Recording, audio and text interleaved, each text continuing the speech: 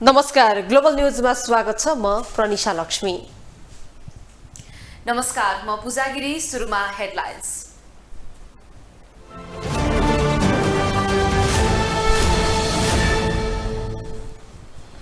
राष्ट्रपति छलफलका लागि दिनभर कांग्रेस र एमालेका नेताको दौडधुप। विधेयक सम्बन्धी समस्या टुङ्गो लाग्ने सरकारको दावी।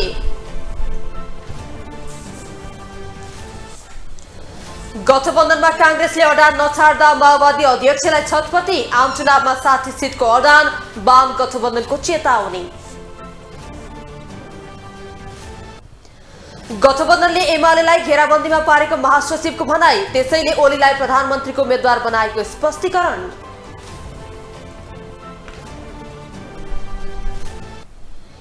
काठमाडौँ महानगरपालिका प्रमुख बालेन शाहलाई अदालतको अवहेलना मुद्दा। आफै उपस्थित भएर जवाफ दिन सर्वोच्चको आदेश।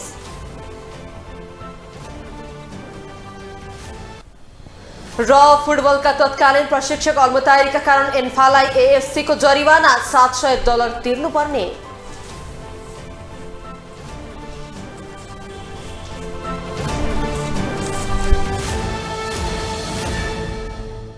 नागरिकता विधेयक प्रति राष्ट्रपति विद्यादेवी भण्डारीले राजनीतिक दलसँगको भेटलाई तीव्रता दिनुभएको छ। बिहान कांग्रेसका शीर्ष नेताहरूसँग भेट गर्नुभएको राष्ट्रपति भण्डारीले साँझ एमालेको शीर्ष नेतृत्वसँग भेट गर्नुभएको हो। नागरिकता विधेयकसँगै सत्तारूढ दलसँग असन्तुष्ट रहनुभएकी भण्डारीले बढाएको पछिल्लो राजनैतिक सक्रियतालाई चासोका साथमा हेरिएको छ। यस विषयमा कुराकानी गर्न यति बेला हामीसँग सहकर्मी विकास आचार्य हामीसँग प्रत्यक्ष रूपमा जोडिनु भएको छ। विकासजी, म उपस्थित छु। जसरी अहिले राजनीतिक यो भेटघाटलाई राष्ट्रपति विद्यादेवी भण्डारीले तीव्रता दिनुभएको छ, यो विषयलाई कसरी लिन सकिन्छ? यसको अर्थ के हुन सक्छ? कसरी बुझ्न सक्छन् आम नागरिकले? हामीले कसरी बुझ्ने यो विषयलाई? प्रन्यासजी, पक्कै पनि राष्ट्रपति यो नागरिकता विधेयक प्रति चाहिँ निकै असन्तुष्ट हुनुहुन्छ भन्ने देखिन्छ उहाँको पछिल्लो भेटघाट, उहाँको पछिल्लो सक्रियताले। यसअघि पनि उहाँले पत्रकार त्यसपछि कानुनका ज्ञाताहरूसँग छलफल गर्नुभएको थियो भने अहिले पछिल्लो समय चाहिँ उहाँ राजनीतिक भेटलाई अर्थात् राजनीतिक छलफलमा व्यस्त हुनुहुन्छ। तपाईँले भने जस्तै बिहान मात्रै कङ्ग्रेससँग छलफल गर्नुभएकी राष्ट्रपतिले अहिले साँझ एमालेसँग छलफलमा हुनुहुन्छ। हिजो मात्रै उहाँले चाहिँ लोकसभासँग छलफल गर्नुभएको छ। राष्ट्रपतिको चाहिँ नागरिकता विधेयक जसरी आयो त्यसलाई चाहिँ उहाँले यो नियम सम्बद्ध छैन वा असंवैधानिक छ भनेर उहाँले 15 बुँदे सन्देशसहित प्रतिनिधि सभालाई फिर्ता पठाउनु भएको थियो। जबकि 15 साउनमा प्रतिनिधि सभाबाट यो पास भयो बहुमतका साथ। त्यसपछि 14 दिनपछि उहाँसँग भएको तजविजी अधिकार 15 दिनभित्र उहाँले त्यसलाई फिर्ता पठाउने वा प्रमाणीकरण गर्ने भन्ने छ। उहाँले आफ्नो अधिकार फिर्ता पठाउनु भयो, त्यो आफ्नो अधिकार संवैधानिक अधिकार प्रयोग गरेर।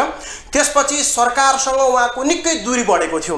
त्यो दूरी मेन्टेन गर्न पनि वा भनौँ त्यसलाई मिलाउन पनि र नागरिकता विधेयकप्रतिको जुन यो आम जनगुनासो पनि छ र सरकारले र सत्तारूढ दलले जसरी पेलिरहेको छ त्यसप्रति चाहिँ उहाँले भेट गर्न खोज्नु भएको जस्तो देखिन्छ। त्यही भएर उहाँ पछिल्लो समय चाहिँ राजनीतिक भेटलाई तीव्रता दिनुभएको छ। प्रिन्साजी, हजुर, जस्तो अब केही समय अगाडि हामीले राजनीतिक दलका नेताहरूसँगको कुराकानी सुन्दाखेरि उहाँहरूको प्रतिक्रियाहरू हेर्दाखेरि चाहिँ उहाँले अब राष्ट्रपतिको राजीनामा आउन पनि सक्छ है, यो भयो भने चाहिँ यो जुन नागरिकता विधेयक आएको छ यो चाहिँ सङ्कटमा पर्न सक्छ भन्ने पनि एउटा खालको भनाइ पनि आइराखेको थियो। यसलाई चाहिँ कसरी बुझ्न सकिन्छ? कानुनका ज्ञाताहरू र योसँग सम्बन्धित विज्ञहरूले राष्ट्रपतिसँगको भेटमा तपाईँको अन्तिम अस्त्र राजीनामा हुन सक्छ भनेर सुझाएको भन्ने कुरा बाहिर आयो। तर राष्ट्रपति आफैले चाहिँ म राजीनामा दिने वा के गर्ने भन्ने कुरा चाहिँ अहिलेसम्म खुलेको छैन।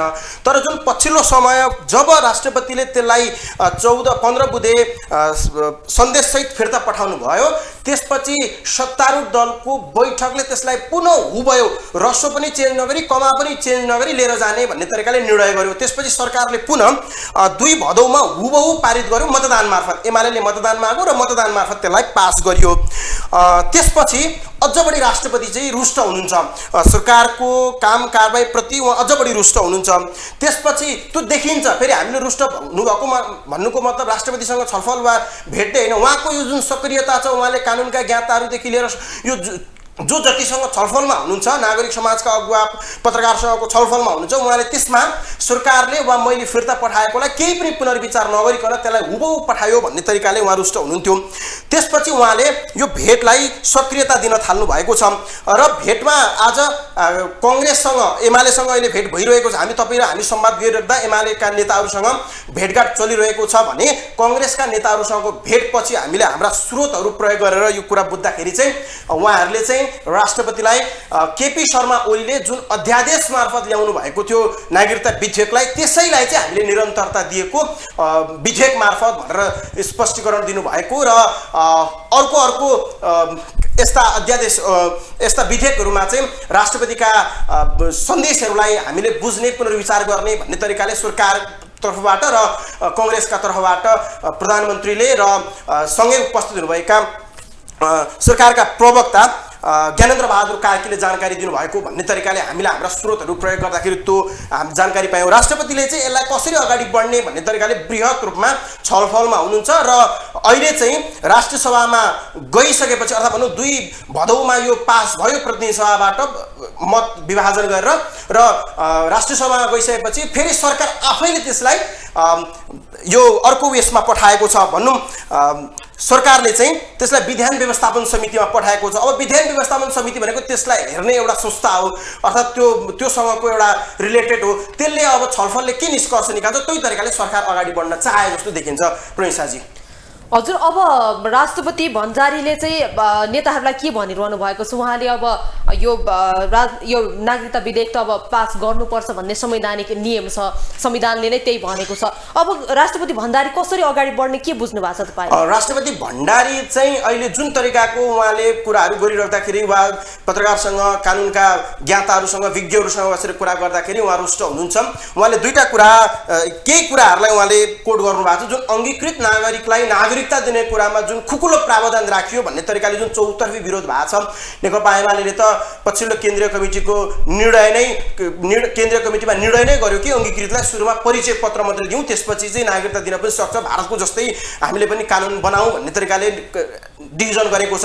भनेपछि यो अङ्गीकृतको हकमा चाहिँ सरकार लचिलो बन्यो वा खुकुलो बन्यो भन्ने तरिकाले चौतर्फी विरोध भइसकेपछि चाहिँ राष्ट्रपतिले फेरि पुनर्विचार गर है भनेर फर्काउनु भएको थियो। तर के गरिदियो भने सरकारले वा सत्तारूढ गठबन्धनले भने यदि केही कमा रेफ पनि चेन्ज गर्दाखेरि चाहिँ राष्ट्रपतिको कुरालाई मानेको ठहर हुन्छ वा त्यसभित्र गल्ती भएको वा हुन केही सक्छ, त्यसलाई केही पनि नगरिकन हुबहु पारित गरेर लिएर जाने भन्ने तरिकाले सरकार पनि त्यसरी अगाडि बढ्यो, सत्तारूढ गठबन्धन त्यसरी अगाडि बढ्यो। त्यसपछि चाहिँ राष्ट्रपति अझ बढी रुष्ट हुनुभएको जस्तो देखिन्छ। तर बाहिर सतहमा आएको कुरामा चाहिँ मेरा अधिकार के हुन सक्छ, मैले के अधिकार प्रयोग गर्न सक्छु, सरकारले मानिरहेको छैन, यसलाई कसरी यसलाई चाहिँ समाधान गर्ने भन्ने तरिकाले चाहिँ उहाँले छलफलमा गरिरहनु भएको छ।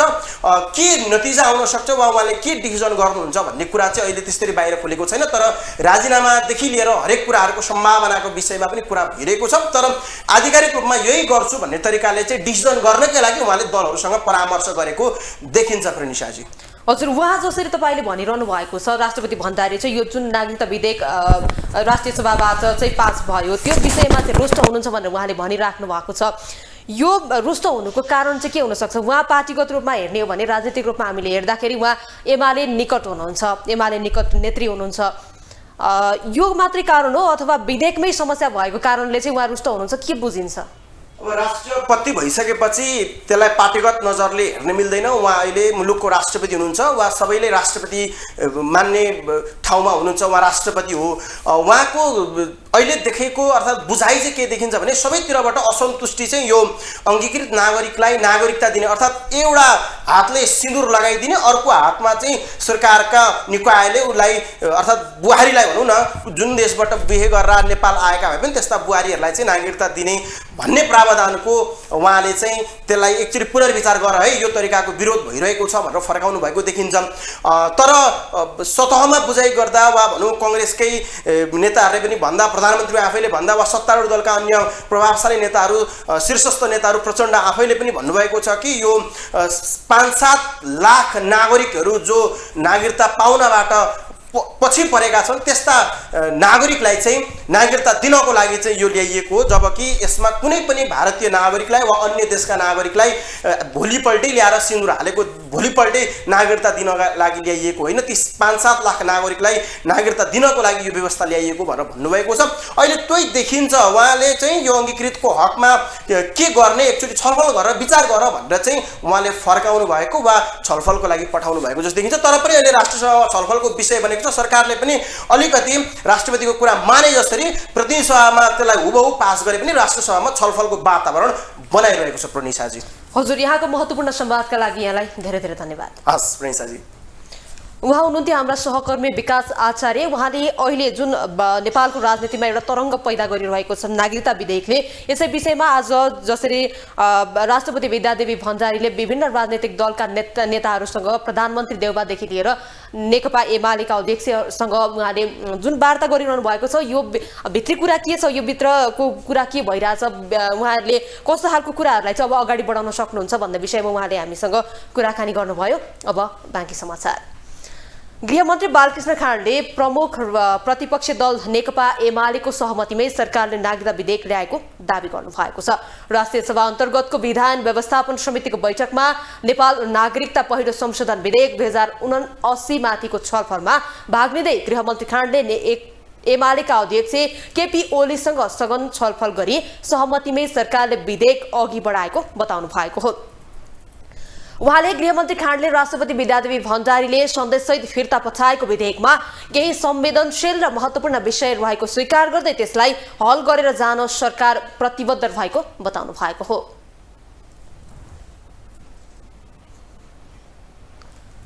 मन्त्री खाँडले उहाँले नागरिकताका सम्बन्धमा संविधानकै केही प्रावधान परिष्कृत र परिमार्जन गर्नुपर्ने अवस्था रहेको भन्दै त्यसलाई अघि बढाउन सरकार तयार भएको पनि बताउनुभयो।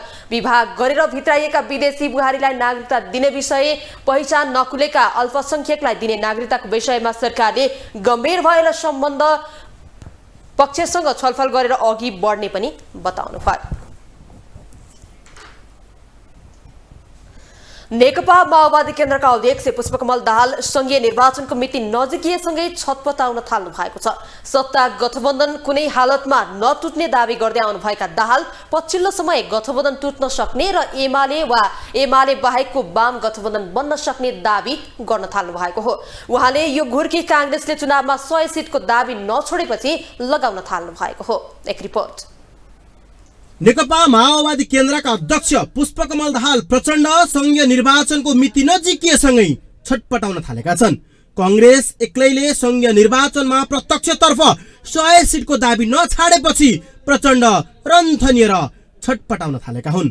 उनले कांग्रेसले बखेडा गरिरहे एमालेसँग वा वाम फ्लेभरको वाम मोर्चा समेत बनाएर अगाडि बढ्ने चेतावनी दिएका छन्। प्रचण्डले पार्टीको बागमती प्रदेशमा रहेका केन्द्रीय सदस्यहरू र प्रदेश पदाधिकारीहरूको संयुक्त बैठकलाई सम्बोधन गर्दै आइतबार यस्तो बताएका हुन्। प्रचण्डले यस्तो अभिव्यक्ति दिएसँगै गठबन्धनमा तरङ्ग पैदा भएको छ। गठबन्धन भित्रकै कतिपय नेताहरूले सामाजिक सञ्जाल मार्फत एमाले बाहेक बन्ने वाम गठबन्धनले धेरै स्थानमा सिट गुमाउने, यदि त्यसो भए एमाले पहिलो दल कांग्रेस दोस्रो दल हुने र सरकार पनि एमालेकै नेतृत्वमा बन्ने विश्लेषण गर्न थालेका छन्। अर्थात् गठबन्धन भित्रकै नेताहरूले प्रचण्डको अभिव्यक्तिलाई पत्याइरहेका छैनन्। त्यसो त प्रचण्डले बेला बेला एमाले सहित वा एमाले बाहेकको वाम गठबन्धन बन्ने भन्दै कांग्रेसलाई घुर्की लगाइरहने गरेका छन्। यसपटक पनि सिट बाँडफाँडमा कुरा नमिल्ने छनक पाएपछि प्रचण्डले वाम गठबन्धनको कार्ड फ्यालेर कांग्रेसलाई साइजमा ल्याउन खोजिरहेको देखिन्छ। सबैलाई फाइदा हुने गरी सबै सन्तुष्ट हुन पर्यो। गठबन्धनमा हुनेहरू कसैले एकलौटी गर्न कसैले पनि खोज्न भएन। त्यसमाथि अलि बढी उदार, अलि बढी जिम्मेवार नेपाली कांग्रेस नै हुन जरुरी छ। किनभने हामी सबैको तागतले नै यो सरकार बनेको हो। स्थानीय तह निर्वाचन 2079 अघि पनि कांग्रेसभित्र गठबन्धन गर्न नहुने दबाव पार्टीभित्र चर्को रूपमा बढ्दै जाँदा नेकपा माओवादी केन्द्रका अध्यक्ष प्रचण्डले एमालेसँग मिल्ने भन्दै कांग्रेसलाई घुर्की लगाएका थिए। तर अन्तिममा कांग्रेसभित्र कुरा मिलेपछि तिनै प्रचण्डले भरतपुर चितवन पुगेर कांग्रेससँग अरु 20-30 वर्षसम्म गठबन्धन नतोड्ने दावी गरे। यसरी काङ्ग्रेसलाई ललाई फकाएर घुर्की लगाएरै भए पनि प्रचण्डले 2074 सालमा जितेको भन्दा करिब 17 स्थानीय तहमा पार्टीलाई यस पटक जिताएका थिए।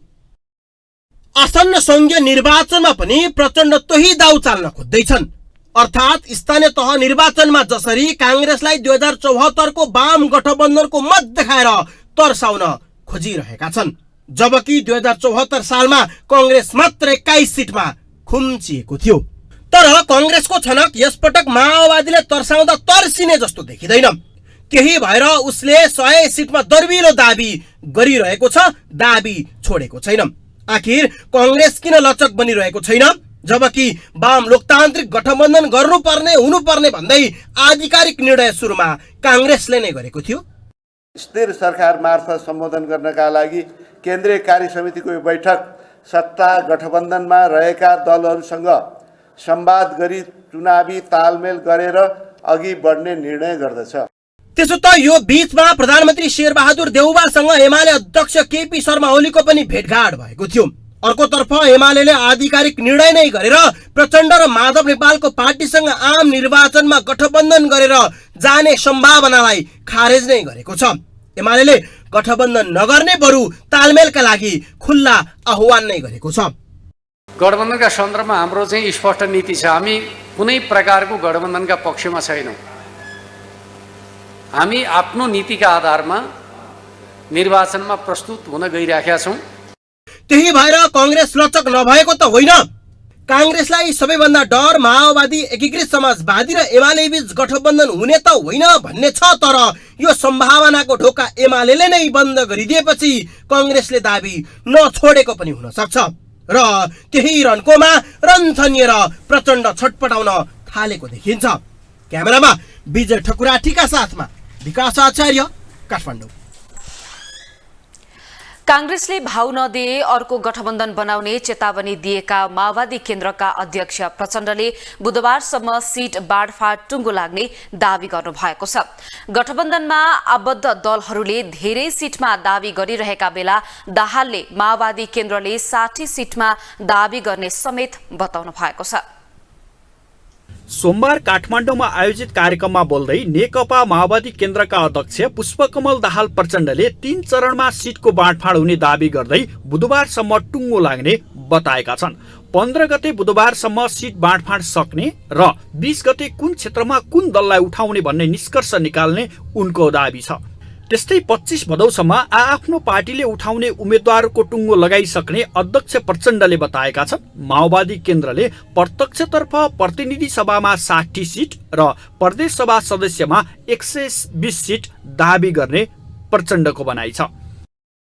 आज बिहान मात्रै प्रधानमन्त्रीसँग पनि नेपाली कांग्रेसका नेताहरूसँग पनि मेरो कुरा भएको छ र हामी पर्सिसम्म संख्या टुङ्ग्याउने भन्ने कमिटमेन्ट छ। टुङ्ग्याउने नजिक गएको पनि छ। हामी टुङ्ग्याउँछौँ। यही गठबन्धनमा संख्या टुङ्ग्याउँछौँ पहिलो स्टेप। दोस्रो स्टेप 20 गतेसम्म हाम्रो टार्गेट भनेको 20 गतेसम्म कुन क्षेत्र माओवादीलाई, कुन कांग्रेसलाई, कुन समाजवादीलाई, कुन जसपालाई, कुन जनमोर्चालाई हामी क्षेत्र र प्रदेश कुन क्षेत्र र कुन प्रदेश कुन पार्टीले पाउने भन्ने 20 सम्म टुङ्ग्याउँछौँ र हामीले सोचेको 25 सम्म हामी आफ्नो पार्टीले खडा गर्ने उम्मेदवार टुङ्ग्याउँछौँ। अध्यक्ष दाहालले गठबन्धन अब पनि रहने कि नरहने भन्ने बारेमा अहिले बहस चलिरहेको भन्दै यही गठबन्धनमा आगामी निर्वाचन लड्ने प्रतिबद्धता जनाएका छन्। यसअघि कांग्रेसले उचित मूल्याङ्कन नगरे अर्को गठबन्धन बन्न सक्ने बताएका प्रचण्डले नेकपा एमाले प्रति लक्षित गर्दै प्रतिगमनकारी प्रवृत्ति परास्त नभएसम्म गठबन्धन जारी रहने पनि दावी गरे। संघीय लोकतान्त्रिक गणतन्त्रको रक्षा र राष्ट्रियताको रक्षाको मूलभूत उद्देश्यमा आधारित भएर हामीले गठबन्धन गरेको हो। अहिले पनि कयौं साथीहरूलाई यो गठबन्धन रहन्छ कि अर्को वाम गठबन्धन बन्ने हो कि के हो भने जस्तो प्रश्न बेला बेलामा साथीहरूको दिमागमा मिडियामा भएका नभएका कुराहरू आउने गरेका छन्। एउटा के कुरा स्पष्ट हुन पर्यो भने जबसम्म प्रतिगमनकारी प्रवृत्ति परास्त हुँदैन, प्रतिगमनकारी प्रवृत्तिले आफूलाई त्यो पश्चातापमा ल्याउँदैन, यो गठबन्धनको आवश्यकता टुङ्गिँदैन। त्यसकारण यही गठबन्धनको आधारमा नै हामी निर्वाचनमा जान्छौँ। नागरिकता विधेयकलाई एमाले चुनावी एजेन्डा बनाएको प्रचण्डले आरोप लगाएका छन्। नागरिकता विधेयकको गलत प्रचार गरेर नेकपा एमाले चुनावी एजेन्डा बनाइरहेको आरोप लगाएका प्रचण्डले माओवादी केन्द्रले नै वैवाहिक अङ्गीकृतलाई 7 वर्षपछि मात्रै नागरिकता दिने प्रावधान ल्याएको दाबी गरे। तपाईहरुले थाहा पाउनु भएको छ, नागरिकता विधेयकको चुरो कुरा के मात्रै हो भने आमा बुवा दुवै नेपाली नागरिक भएका छोराछोरीले नागरिकता नपाउने एउटा विडम्बनाको स्थिति नेपालमा पैदा भयो। त्यसको समाधान गर्नको निम्ति ऐनको आवश्यकता छ। त्यो ऐन बनाउनु पर्यो र झन्डै 6 देखि 7 लाख नेपाली युवा युवतीहरू जो नागरिकता पाउन उनीहरूको उमेर पुगेको छ, तिनीहरूलाई नागरिकता दिने कुरा मात्रै हो। काठमाडौँ महानगरपालिकाका मेयर बालेन्द्र शाहले स्थानीय निर्वाचन सेन्टिमेन्टले जितेको दाबी गर्दै माओवादी केन्द्रले पनि बालेन्द्रको भन्दा चर्को सेन्टिमेन्टको उपाय खोजिरहेको पनि बताएका छन्। ग्लोबल टेलिभिजन एचडीका लागि सुदर्शन आचार्य, काठमाडौँ। एमालेका महासचिव शङ्कर पोखरेलले नागरिकता विधेयकसँग जोडेर राष्ट्रपतिले राजीनामा दिने कुरा अन्तररञ्जनामै भएको टिप्पणी गर्नु भएको छ। काठमाडौँमा आयोजित पत्रकारसँग अन्तर्संवाद कार्यक्रममा महासचिव पोखरेलले विधेयकसँग जोडेर राष्ट्रपतिको मान मर्दन गर्न खोजिएको बताउनु भएको हो। उहाँले विधेयक राष्ट्रपति कहाँ पुगि नसकेको अवस्थामा त्यसबारेमा के गर्ने भन्ने विषयमा टिप्पणी गर्न आवश्यक नरहेको स्पष्ट पार्नुभयो। भन्ने मन लाग्छ, किनकि विधेयक अन्तिम रूपमा राष्ट्रपति कहाँ पुगेकै छैन। जब राष्ट्रपति कहाँ पुगेकै छैन भने यो विषयमा राष्ट्रपतिको कुरा के कसो भन्ने खालको कुरा आम सञ्चार माध्यममा जे आएको छ त्यो एक प्रकारले भन्ने भने तर्कका कुरा हुन्। महासचिव पोखरेलले राजनीतिलाई सही बाटोमा ल्याउनका लागि पार्टी अध्यक्ष केपी शर्मा ओलीलाई प्रधानमन्त्रीको उम्मेद्वारको रूपमा अघि सारेको बताउनुभयो। उहाँले जनताको पक्षमा काम गरेको नेतालाई घेराबन्दी गरिएकोले पार्टीले उहाँलाई प्रधानमन्त्रीको रूपमा अघि सारेर निर्वाचनमा होमिएको बताउनुभयो। रूपमा प्रस्तावित गरेका छौँ, एउटा जनताका पक्षमा काम गरेको नेतालाई जब घेराबन्दी गरिन्छ, जनताको अदालतबाट घेराबन्दी गर्नेहरूलाई दण्डित गर्नुपर्छ भन्ने मान्यताका आधारमा हामीले उहाँलाई अगाडि सारेका छौँ। नेतृत्वको अभावमा होइन, नेपाली राजनीतिलाई सही बाटोमा डोर्याउनका लागि हो भन्ने कुरा म तपाईँहरूका बिचमा राख्न चाहन्छु। महासचिव पोखरेलले आगामी निर्वाचनमा बहुमत ल्याउनका लागि आफ्नो पार्टीका हरेक सदस्यलाई 2 मत थप गर्ने गरी अघि बढ्ने रणनीति तय गरेको बताउनुभयो। कानून मन्त्री गोविन्द प्रसाद शर्मा कोइरालाले बेपत्ता पारिएका व्यक्तिको छानबिन, सत्यनिरूपण तथा मेलमिलाप आयोग विधेयकलाई राजनीतिक आँखाले नहेर्न आग्रह गर्नुभएको छ। बेपत्ता पारिएका व्यक्तिको छानबिन, सत्यनिरूपण तथा मेलमिलाप आयोग तेस्रो संशोधन विधेयक 2079 माथि भएको सैद्धान्तिक छलफलका क्रममा उठेका प्रश्नहरूको जवाफ दिँदै मन्त्री शर्माले यस्तो आग्रह गर्नुभएको हो। दल संक्रमणकारी न्यायका बाँकी काम टुङ्ग्याउन सहमत भएको बताउनु भएको छ। मन्त्री शर्माले संक्रमणकालीन न्यायको काम सम्पन्न नहुँदा नेताहरू तर्सिनुपर्ने अवस्था रहेको भन्दै यसलाई टुङ्गोमा पुर्याउनु पर्ने बताउनु भयो। केवल विरोधको निम्ति विरोध गरेर वा भनेर भन्दा पनि कहाँ हिजो अड्किएको थियो। किनभने हेर्नुहोस्, अब यो समस्या मुलुकमा राखिरहनु हुँदैन। हाम्रो नेपाली सेना संसारको लार्जेस्ट तपाईको के छ भने पिस किपिङ फोर्सको स्पोन्सर हो, तर उसले अहिले पनि कमान्ड पाउँदैन। मैले भन्नुपर्छ यो सदनमा, यो विषयमा लामो समयदेखि लागेको होला। किन भन्दा यो त वार क्राइमको ट्रायलै फेस नगरेको भन्ने छ। लिडरहरूलाई बेला बेलामा तर्सिनुपर्ने अवस्था, तर्साउनु पर्ने अवस्थाहरू देखाइरहन्छ वा यही इस्युलाई लिएर पोलिटिकल बार्गेनिङ समेत हुने गरेको छ। त यो चिजलाई अब राख्नु हुँदैन। मन्त्री कोइरालाले विधेयक अन्तर्राष्ट्रिय कानूनको विपरीत र सर्वोच्च अदालतको फैसला विपरीत नभएको बताउनुभयो। मन्त्री शर्माले विधेयकलाई चालु अधिवेशनमै दुवै सदनबाट पारित गरेर प्रमाणीकरण गर्नुपर्ने उहाँले जोड दिनुभयो। प्रतिनिधि सभाको बैठकमा मन्त्री शर्माले प्रस्तुत गरेको बेपत्ता पारिएका व्यक्तिको छानबिन, सत्य निरूपण तथा मेलमिलाप आयोग तेस्रो संशोधन विधेयक 2079 माथि विचार गरियोस् भन्ने प्रस्ताव सर्वसम्मतिले स्वीकृत भएको छ।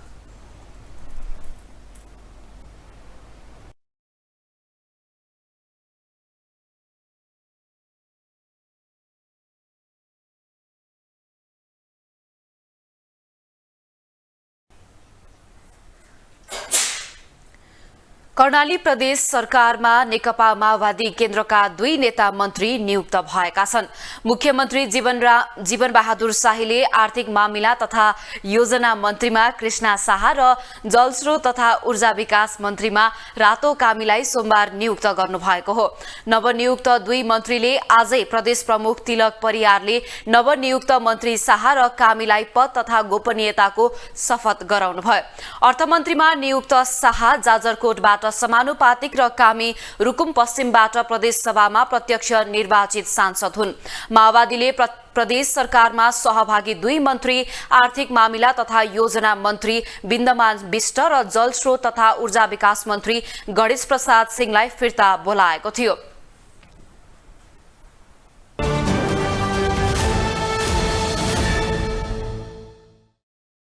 काठमाडौँ महानगरपालिकाका प्रमुख बालेन्द्र शाह यति बेला निकै चर्चामा हुनुहुन्छ। राजधानीमा अनधिकृत रूपमा बनेका घर टहरा फुटपाथले काठमाडौँको सौन्दर्यमाथि प्रश्न उठिरहेका बेला डोजर लगाउन भत्काउन थालेपछि उनको चर्चा चुलिएको हो। मेयर बालेन्द्रको अभियानको राजनीतिक दलका केही नेताहरू बाहेक अधिकांशले समर्थन गरेका छन्। यता मेयर शाहले अदालतको मानहानि गरेको भन्दै परेको रिटमाथि सुनवाई गर्दै सर्वोच्च अदालतले 3 दिनभित्र जवाफ दिन आदेश दिएको छ। काठमाडौँका मेयर बालेन्द्र शाहलाई अदालतको मानहानि गर्ने अभिव्यक्ति दिएको भन्दै 3 दिनभित्र जवाफ दिन सर्वोच्च अदालतले आदेश दिएको छ। नक्सा पास नगरी भौतिक संरचना बनाएको भन्दै नर्विक अस्पतालको संरचना हटाउन दिएको निर्देशनलाई तत्काल कार्यान्वयन नगर्न सर्वोच्च अदालतले आदेश दिएको थियो। त्यही आदेशका विरुद्ध हुने गरी फेसबुक स्ट्याटस लेखेको भन्दै सर्वोच्चले जवाफ दिन आदेश दिएको हो। काठमाडौँका मेयर बालेन्द्र शाहले सुरु गरेको अभियानको नाम हो अनाधिकृत रूपमा बनाएका घरटहरा फुटपाथ हटाउने र काठमाडौँलाई खुल्ला र व्यवस्थित सहर बनाउने, जुन अभियान राजधानीमा यति बेला सशक्त रूपमा अगाडि बढिरहेको छ, जसमा आम नागरिकको पूर्ण समर्थन छ भने केही राजनीतिक दलका नेताहरूले बालेनको अभियान गलत भएको भन्दै धम्कीपूर्ण अभिव्यक्ति समेत दिइरहेका छन्। चर्चा र विरोधका बीच मेयर बालेन्द्र अवैध रूपमा बनेका घरटहरा र फुटपाथ खाली गर्न कटिबद्ध रूपमा लागिरहेका छन्।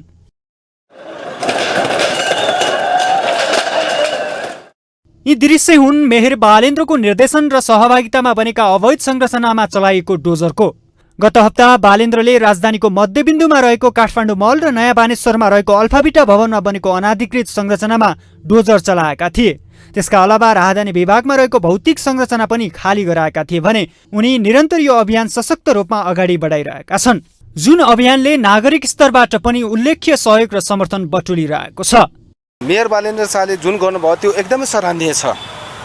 यो सरकारको नीति तथा कार्यक्रमहरू राम्रोसँग गर्न नसकेको, विकासको नाउँमा चाहिँ थुपार्न पायो भने चाहिँ त्यो विकास भन्ने जुन कन्सेप्ट बनाएको छ त्यो चिज चाहिँ गलत प्रविधि हो। र अनि हामीले के भन्छौँ भने इग्नोरेन्स अफ ल इज न एक्सक्युज। उसलाई कानुनको ज्ञान छैन भन्दा पनि जथाभावी गर्न पाइँदैन नि। त्यो चिज त थाहा छ। उसले घर तहराहरू बनाउँदाखेरि कहाँबाट सम्बन्धित निकायबाट अनुमति लिनुपर्ने होला, स्वीकृति लिनुपर्ने होला, जानकारी गराउनु पर्ने होला, कति दिनको सम्मको लागि भन्ने कुरा त हुनुपर्छ। नेपालकै सबैभन्दा पहिलो महानगरपालिकामा अव्यवस्थित हुनु भनेको नेपालको विकास कस्तो छ भन्ने कुरा विदेशीले पनि थाहा पाउने कुरा हो।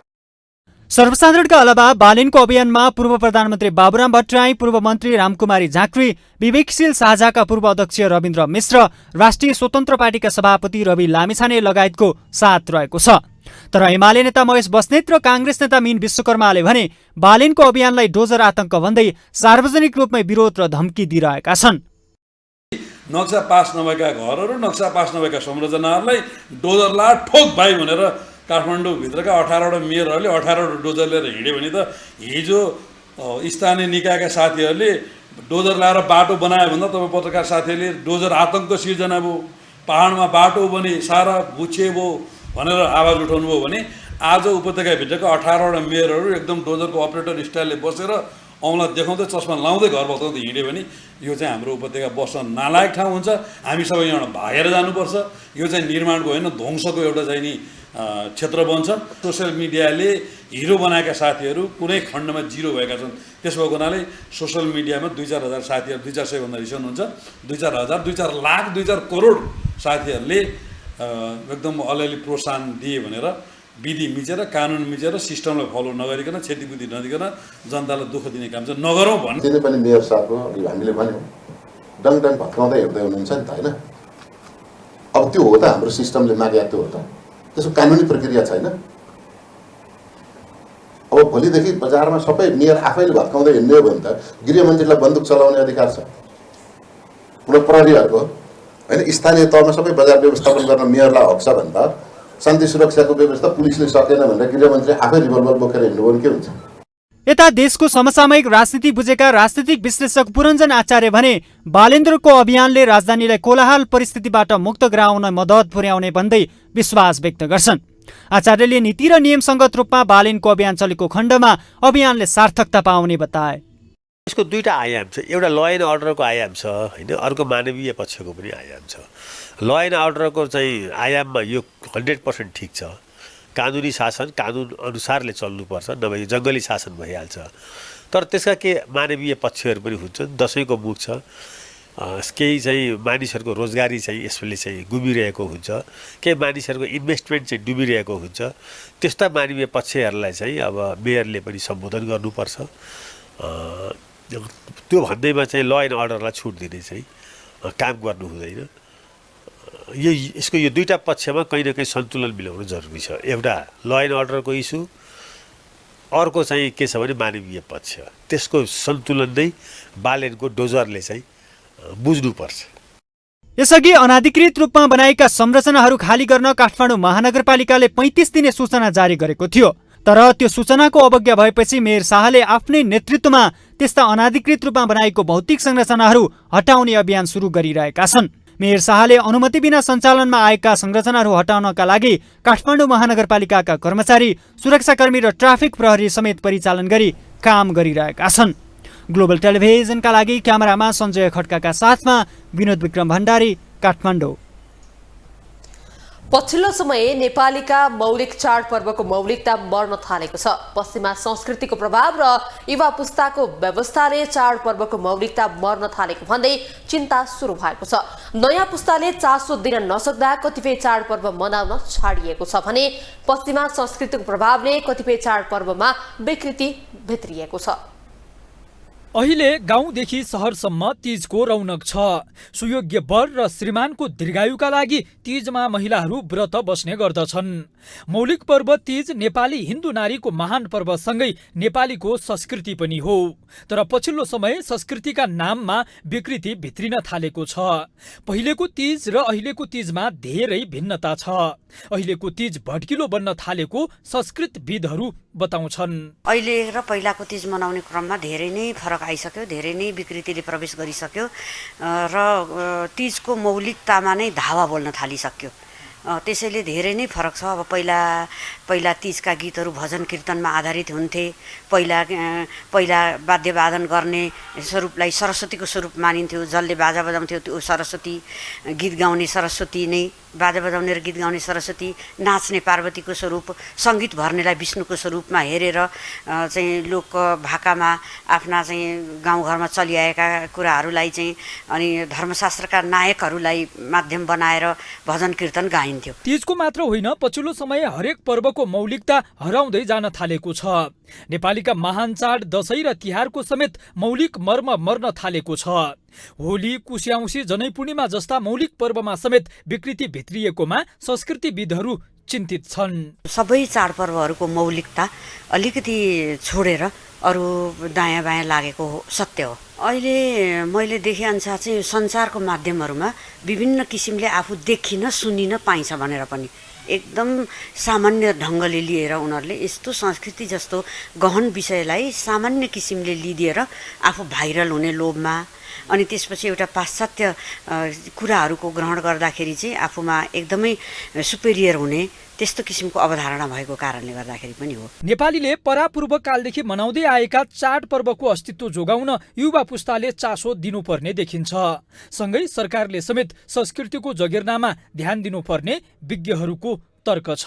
शिक्षामा नै उनीहरूकै प्रभाव छ, शिक्षाबाटै धेरै कुराहरू सिकिन्छ, संस्कारहरू सिकिन्छ र अहिले आएर चाहिँ अब एउटा इन्टरनेट पनि छ होइन, जुन चाहिँ विश्वसँग जसले सम्बन्ध बनाइदिन्छ।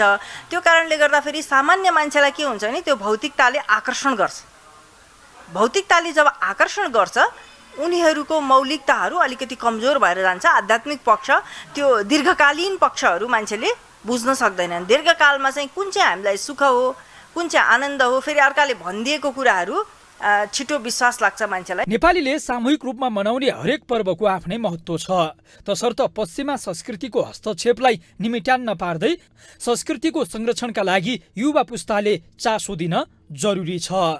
ग्लोबल टेलिभिजनका लागि क्यामेरामा सञ्जय खड्काका साथमा कैलाश कठायत, काठमाडौँ। अब ग्लोबल भोइस।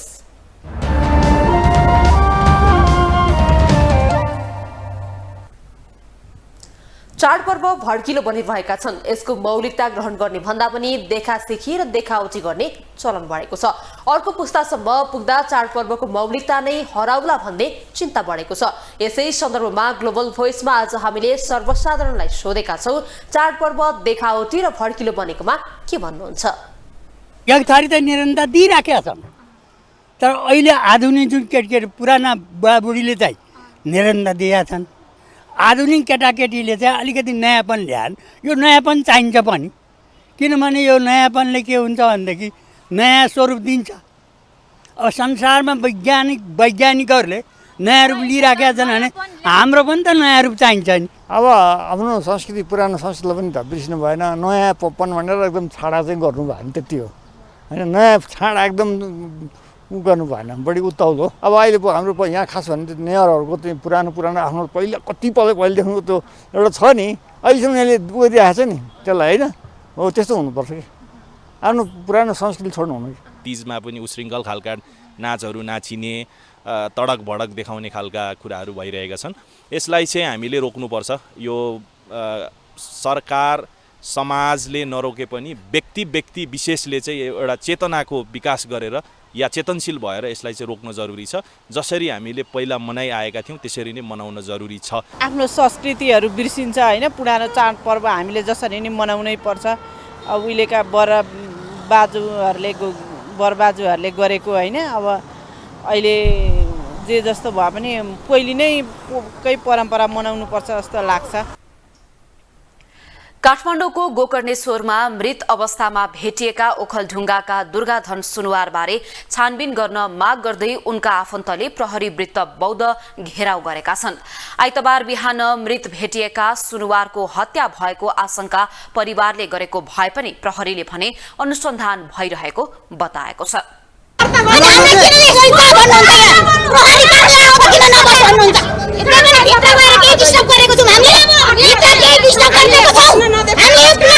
यो दृश्य हो प्रहरी वृत्त बौद्धको। गत बिहीबारदेखि हराइरहेका ओखलढुङ्गा चम्पादेवी गाउँपालिका वडा नम्बर 9 स्थायी घर भई हाल काठमाडौँको गोकर्णेश्वर नगरपालिका 4 स्थित गोकर्णमा बस्दै आएका वर्ष 24 का दुर्गाधन सुनुवार आइतबार बिहान मृत अवस्थामा भेटिएपछि स्थिति तनावग्रस्त बनेको हो।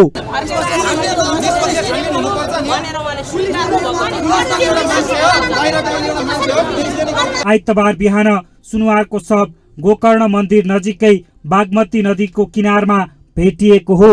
बिहानै स्थानीयले शव देखेपछि प्रहरीलाई खबर गरेका थिए। शव भेटिएको खबर सुन्नासाथ प्रहरी घटनास्थलमा पुगेको थियो। गत बिहीबार साँझ 8 बजेदेखि नै सुनुवार हराइरहेको परिवारले प्रहरीलाई जानकारी दिएका थिए। अनि बिहानै उनीहरूले नै एउटा लास यहाँ रहेछ भनेर भनेको र लासमा प्रकृति लासमा हेर्दा भर्खर आलै भएको 5 दिनसम्म नढडिएको उसको जिउमा रगत आलै भएको अनि घाउ चोट अब गालामा कता चोट भएको मैले त मेरो छोराको लास देखेको छुइनँ अहिलेसम्म म हिजो बेलुका 12 बजे आइपुगेको हुँ उसको आमा प्रेसरको दबाई खाइरहेको ऊ अब बिहान त्यो कुरा सुन्ने बित्तिकै ढलेर विचेत अवस्थामा लिएको छ अब छोराको लास देखेपछि आमा बाँच्ने तर्फ छैन अनि अब त्यो के भयो भने यस्तो अन्यायमा पारेर मेरो छोरालाई मारेपछि मेरो श्रीमती पनि घर गएर नि बाँच्नेवाला छैन किन भन्दा औषधि मैले खाएर श्रीमती बाँच्दिनँ उसले खान मान्दिनँ जे गरी उसको छोरा त्यति एउटा हो छोरा भने पनि सम्पत्ति भने पनि छोरी भने जम्मै त्यही हो त्यस कारणले अब मेरो श्रीमती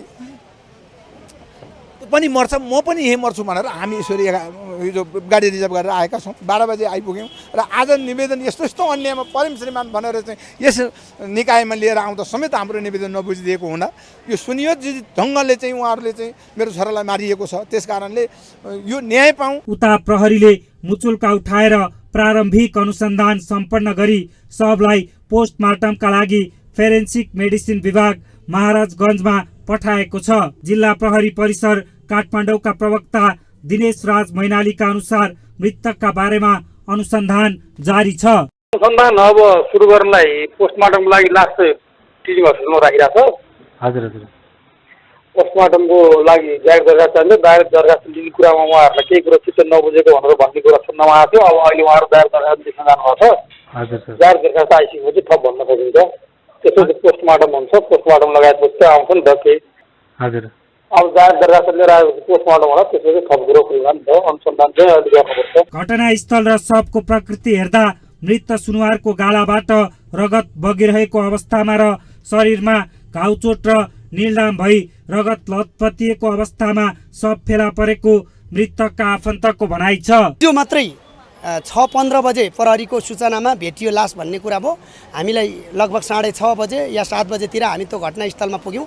घटनास्थलमा पुग्दाखेरि त्यो लासको प्रकृति हेर्दाखेरि जुत्ता खुलेको छैन, उसले लगाएको कपडाहरू च्यातिएको छैन, उसले नाक कानहरूमा उसको बालुवाहरू भरिएको छैन, उसको पेट ठुलो भएर फुलेको छैन, उसको नाकबाट उसको टाउकोबाट घाँटीबाट र कुइनाबाट रगत बगेको छ।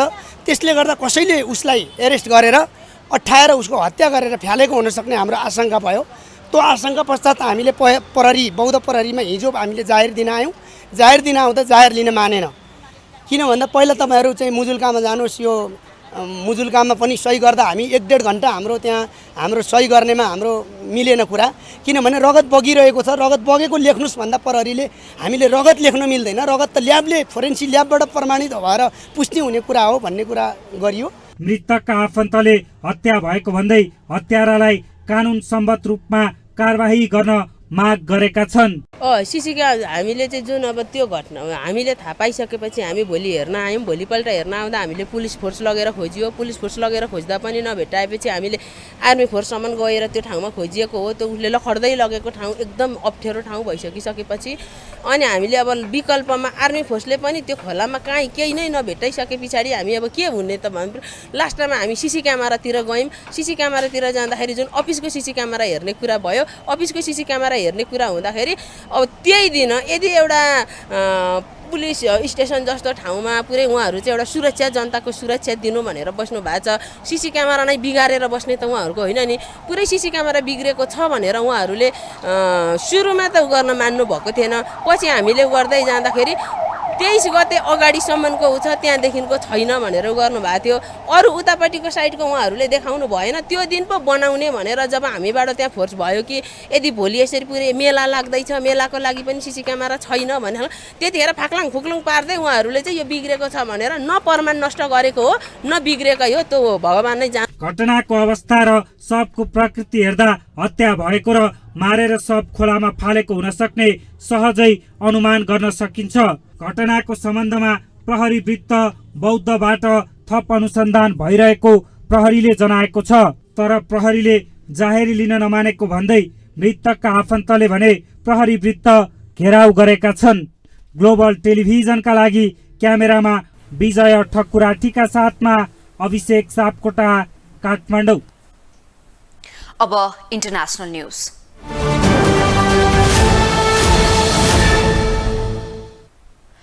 दक्षिण कोरियामा कोरोना भाइरसबाट थप 43,000 भन्दा धेरै संक्रमित भएका छन्।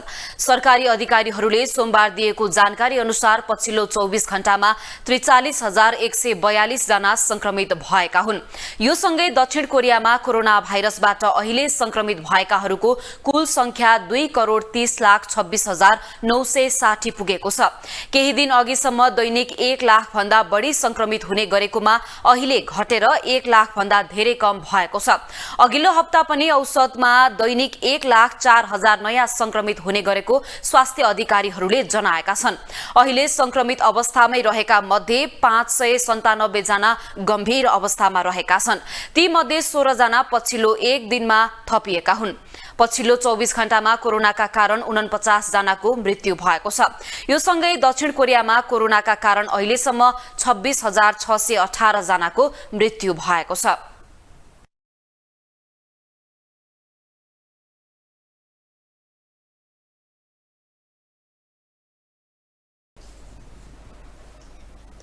अब स्पोर्ट्स न्यूज।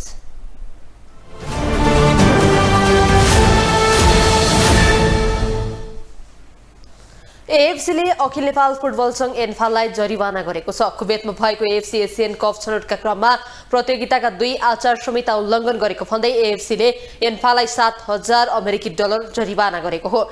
एएफसीको अनुशासन र आचार संहिता कमिटीले एसियन कप छनौट अन्तर्गत जुन 14 इन्डोनेसिया विरुद्धको खेलमा मुख्य प्रशिक्षक अब्दुल्ला अलमुतारीले अघि ड्रेसिङ रूपमा प्रवेश गरेको र खेलपछि एक्रिडेसन कार्ड लिएर मैदान प्रवेश गरेको कारण $6,000 जरिवाना गरेको जनाएको छ। कुवेत र जोर्डन विरुद्धको खेलमा पहिलो कार्ड पाएको कारण इन्डोनेसिया विरुद्धको खेलमा अलमुतारी निलम्बनमा रहेका थिए।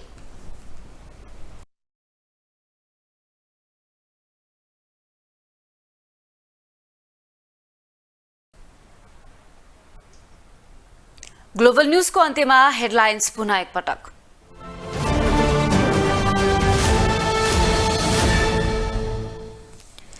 राष्ट्रपतिसँग छलफलका लागि दिनभर कांग्रेस र एमालेका नेताको दौडधुप, विधेयक सम्बन्धी समस्या टुङ्गो लाग्ने सरकारको दावी।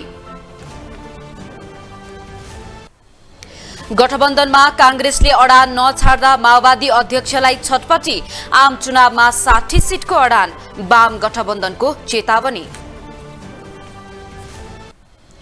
गठबन्धनले एमालेलाई घेराबन्दीमा पारेको महासचिवको भनाई, त्यसैले ओलीलाई प्रधानमन्त्रीको उम्मेद्वार बनाएको प्रष्टीकरण। काठमाडौँ महानगरपालिकाका प्रमुख बालेन शाहलाई अदालतको अवहेलना मुद्दा, आफै उपस्थित भएर जवाफ दिन सर्वोच्चको आदेश। र फुटबलका तत्कालीन प्रशिक्षक अलमुताइरीका कारण एन्फालाई एएफसीको जरिवाना, $700 तिर्नुपर्ने।